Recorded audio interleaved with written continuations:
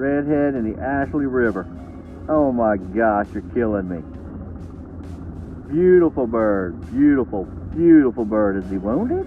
Is he gonna go? Oh no, it's kind of strange. He sure is a pretty one, man. Look at that, there he goes. Flies pretty good. Redhead in the Ashley, December 26th. Just don't see him anymore.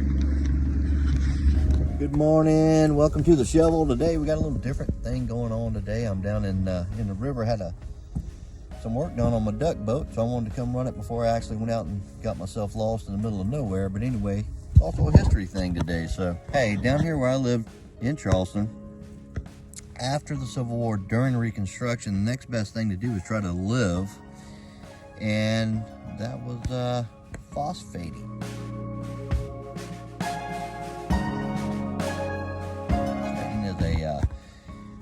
Natural ingredient in the ground.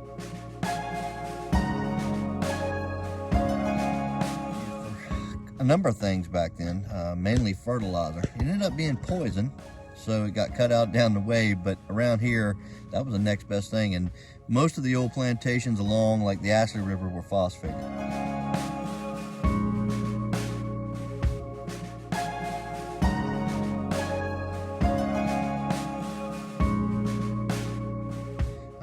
At the same time, of course, we had steam engines out, and steam tugs actually pushed these barges full of phosphates.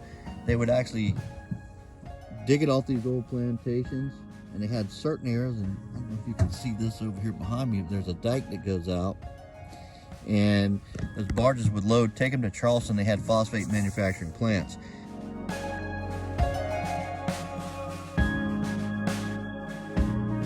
Those phosphates went all over the world from Charleston, South Carolina.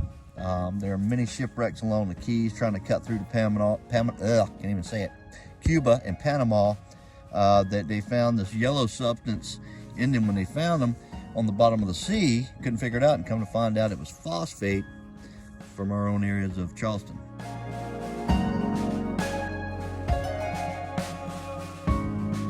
But what I stopped here for also was to show you this. Now, this is actually an old tug. This was a tug, a steam tug, and that's the boiler. The other stuff is down there. We just had these astronomical tides this week.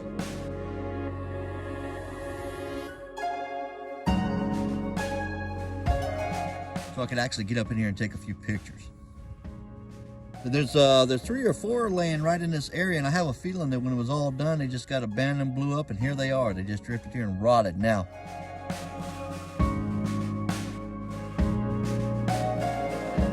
when I was a kid, you could actually see a prop that's about 6 foot around, and we always dreamed about, getting it. I can remember some kids and I, but it was just something that, we couldn't accomplish. But down the road, somebody actually did. I don't know who, but it was a huge brass, had to be a 6 foot diameter, beautiful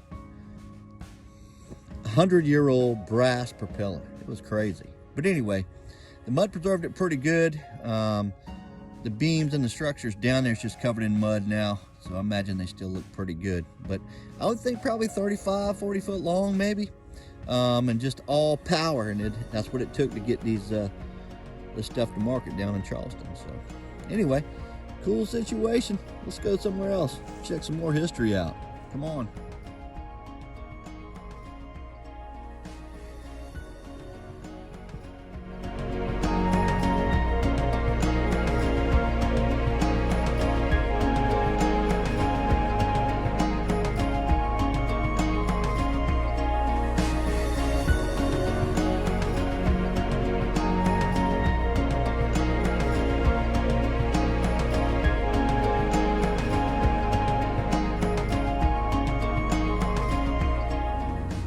Wow. So a little history. Over here, Middleton Plantation. There's some stories about these old rice fields, some of the first around after they came out of the swamps. And they say there was more dirt moved to build these rice fields along this than there was built the pyramids. I don't know how that would be, but I think maybe that means more than just the Ashley, because The Ashley River is actually one of the smallest areas with rice fields on them. One of the earliest for sure, but one of the smallest. So the Cubby, Ashepoo, Wando, of course the Cooper, all being top producers at the time, and up in Georgetown. So, but you know, they created this beautiful wildlife sanctuary, really. It's just like nowhere else in the world. Little rice fields, they were all locked in at one time, and these were the little old branches that came out the woods, go to the river, and they just blocked them off and made fields. At one time, this was all swamp. As far as you can see, that was all cypress, just hardwood bottom. It was all cleared for the king. Well, growing of a nation. I done jumped 50 or 60 birds out of here. Teal, wood ducks. Y'all saw the redhead earlier. Yes, Middleton's got them a little load in here today. There's an impoundment right beside this little creek. These birds, look at that. Teals. See them?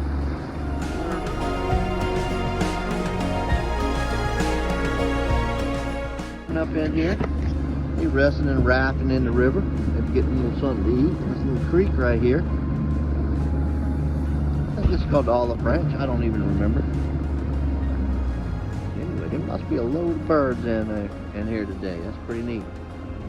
We'll sneak up on them and look over to the bank, see if we can see them. Never know. Good to see those teal and the other birds stopping. Look at there. Look at there. Look at a big. Who's that?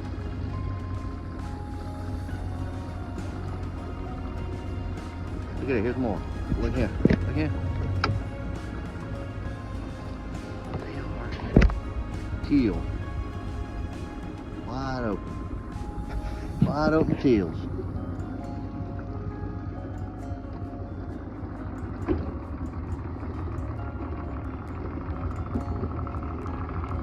Three big mallards flying right high right there. I can see the white wings. Drake and two hens. Look here, all right, you see these wood ducks? They're fixing to roll. Look at there. Goodness gracious. How about that? Huh? Look here. Here we go. Look. Look at all the wood ducks coming out of there. A little spot in there.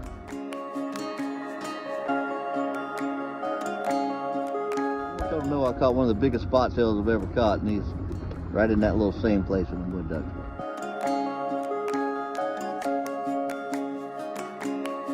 Look at him. Look at him. Look at him. Look at him. Gosh, y'all. When I was a young boy, we would come in here in the 70s, and all this was open back here. Big old rice field, and we'd pull up in down that far side over there, and it was Wood Duck City. Good old days. It's all choked up now. You ain't going in here anywhere, but there was a time when you could. It was beautiful, beautiful in there. As you can see the old canal where it used to go, and they would run up, turn, run all the way upside that little curve, and man, it was fun.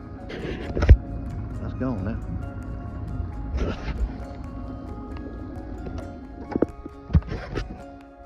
Still pretty though. Still just as pretty out there. Now, when I say old rice fields, this is one. This is one of the ancient old rice fields of Middleton.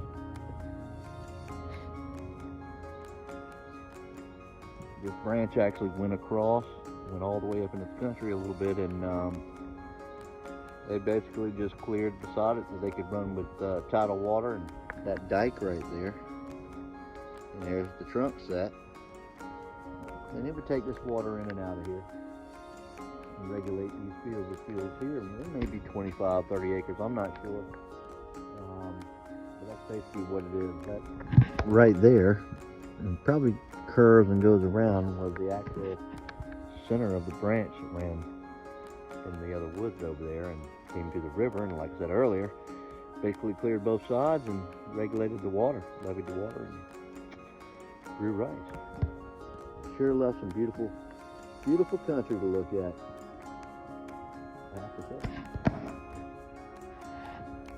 Island faces beautiful places, they say in South Carolina. Thought I seen a duck up here on around the curve again. Let's find out.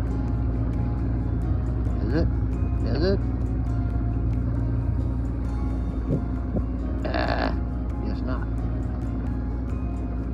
There was a little group of teal that was here when I came in. I thought I seen them again, but I guess not. Sure is pretty though. Anyway, all right, let's go around the corner.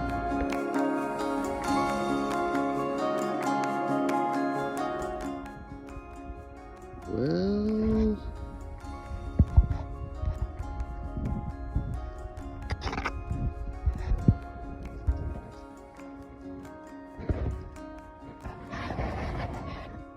so welcome back on the river, and I'm standing on a dike that